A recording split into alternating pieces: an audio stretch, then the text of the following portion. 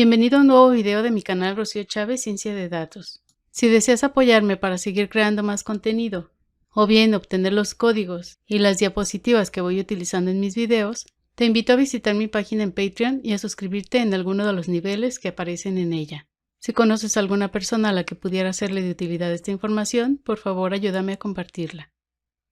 Ahora que ya conocemos las matemáticas que hay detrás de la técnica llamada análisis de componentes principales o PCA, por sus siglas en inglés, vamos a ver cómo llevar a cabo la reducción de la dimensionalidad aquí en Python, utilizando el mismo ejemplo que en el video Análisis de componentes principales, explicación matemática.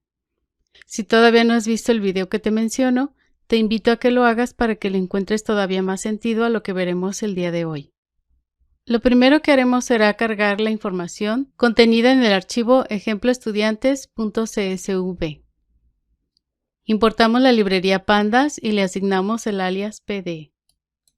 Con la función readCSV de pandas, vamos a leer el archivo ejemploestudiantes.csv, incluyendo la ruta en la que se encuentra y el parámetro index-col igual a 0 para indicarle que la primera columna contiene los nombres de las filas. Esta información la guardaremos en el objeto estudiantes. Se trata de un archivo que contiene una lista de 10 estudiantes con sus respectivas calificaciones obtenidas en 5 materias: matemáticas, ciencias, español, historia y deportes. Lo primero que haremos será estandarizar nuestros datos, de manera que queden centrados y con una desviación estándar igual a 1. Esto es necesario hacerlo ya que la función que utilizaré para llevar a cabo el PCA no estandariza los datos, sino que solamente los centra en el origen. Para hacerlo, importamos el módulo Standard Scaler de la librería sklearn preprocessing. Creamos un objeto de la clase Standard Scaler, incluyendo los parámetros withMin igual a true y withStandard igual a true, para indicarle que queremos que el promedio sea igual a 0 y la desviación estándar sea igual a 1. Con la función fitTransform ajustamos el scaler a los datos contenidos en el objeto estudiantes para que calcule su media y su desviación estándar y lleve a cabo la estandarización, y le pedimos que almacene esta información en estudiantes-std. Aquí tenemos ya los datos estandarizados. Estoy desplegando aquí esta nota, ya que en el video en el que te explico las matemáticas del ACP, utilicé la varianza muestral para estandarizar los datos, por lo que si comparamos las cifras obtenidas tanto en la estandarización como al momento de obtener los componentes principales, estas variarán un poco. Para ver si nuestros datos fueron correctamente estandarizados, le voy a pedir que me muestre la media y la desviación estándar de los datos contenidos, solamente en la primera columna, que vendrían a ser las calificaciones de matemáticas estandarizadas. Y vemos que efectivamente tiene una media igual a 0, y una desviación estándar igual a 1.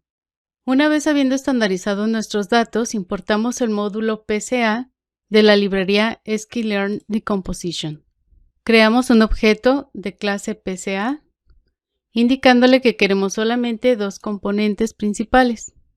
Ajustamos el modelo con nuestros datos y los transformamos para obtener las componentes principales, mismas que guardaremos en el objeto estudiantes PCA. Y aquí tenemos ya los 2 componentes principales. Como ya sabemos, lo que se busca con el ACP es encontrar nuevas variables o componentes principales que logren capturar la mayor parte de la variabilidad de nuestros datos y que además sean ortogonales entre sí. Para saber cuál es el porcentaje de la varianza explicada por cada componente, lo que haremos será pedirle que nos despliegue la información que tiene almacenada el modelo PCA en su atributo Explain Variance Ratio. Y nos dice que el primer componente explica el 57.86%, mientras que el segundo explica el 32.57% de la varianza total de nuestros datos.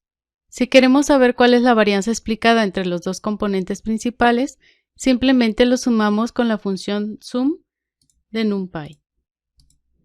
Y vemos que si utilizamos estos 2 componentes en lugar de utilizar las 5 variables originales, estaremos capturando el 90.43% de la varianza, que viene a ser un porcentaje muy alto. Vamos a crear ahora el plano bidimensional para visualizar a los estudiantes, cosa que no podíamos hacer con los datos originales ya que se tenían 5 variables. Voy a correr este código para que sea más fácil explicártelo. Tenemos el plano bidimensional formado por el componente 1 en el eje de las X, cuya varianza es 57.86%, y por el componente 2 en el eje de las Y, cuya varianza es de 32.57%. Aquí podemos ver a todos los estudiantes y cómo se ubican en el plano, de manera que se forman tres grupos. Uno con Lucía, Carlos, Andrés y María, otro con Inés, Ana, José y Pedro, y un tercero con Luis y Sonia.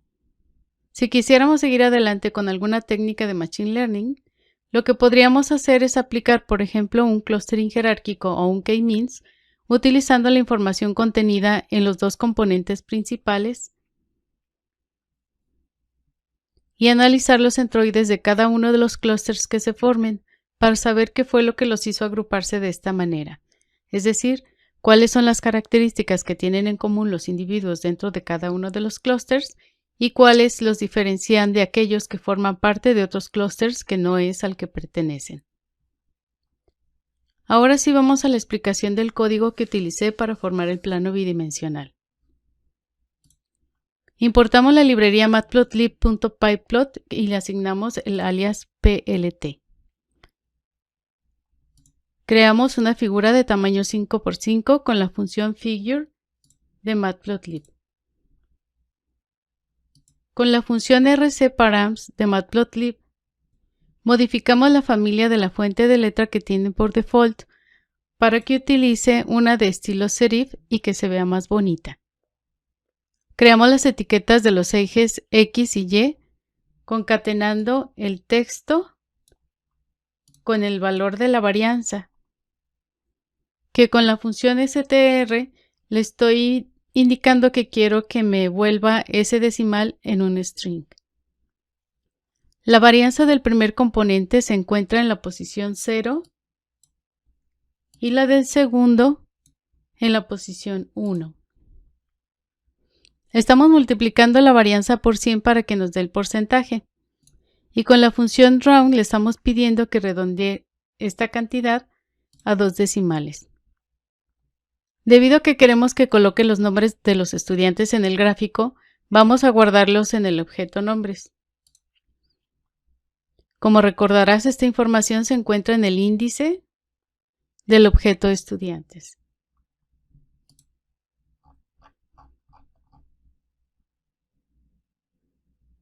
Con la función addSubplot y entre paréntesis 1,1,1 le indico que voy a crear solamente un gráfico dentro de la figura y lo guardo en el objeto AX.